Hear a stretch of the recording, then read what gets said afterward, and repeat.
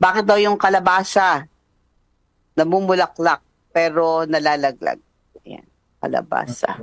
Ang kalabasa po talaga, lalo na nga yan, kulang rin po talaga tayo sa mga pollinators ngayon.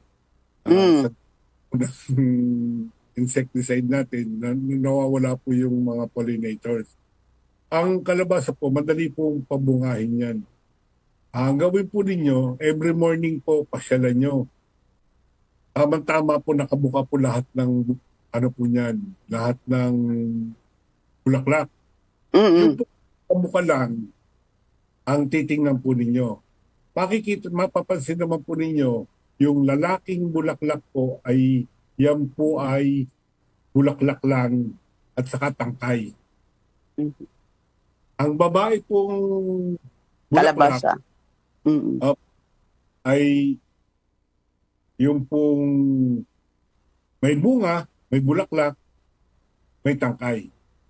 Ganyan. mm, Ganyan po. Ang gawin po nyo, pitasin po ninyo yung lalaking bulaklak, yung pong walang bunga. Ang makikita po ninyo dyan, petals, bago sa gitna po, may pong matulis. Matulis po siya na marami pong pollen yon. Ang ginagawa ko po, tinatanggal ko po yung petals. Ang matitira na lang po yung tulis.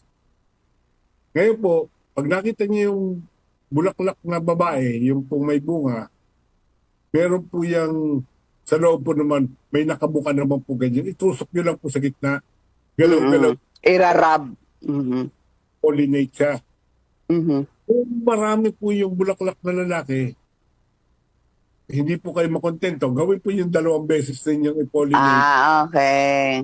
Ano pong matuloy yung bunga ng kalabasa nyo. Baka Mhm. naman po magreklamo kayo Sa dami at ng kalabasa.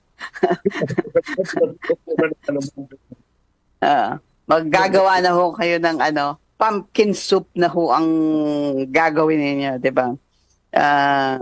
Pag sobrang dami ng kalabasa. Ang tagal pa namang masira ng kalabasa, no? Isa yan sa pinaka matagal masira eh. Baka pag naani mo na, yung matagal ang buhay ng kalabasa.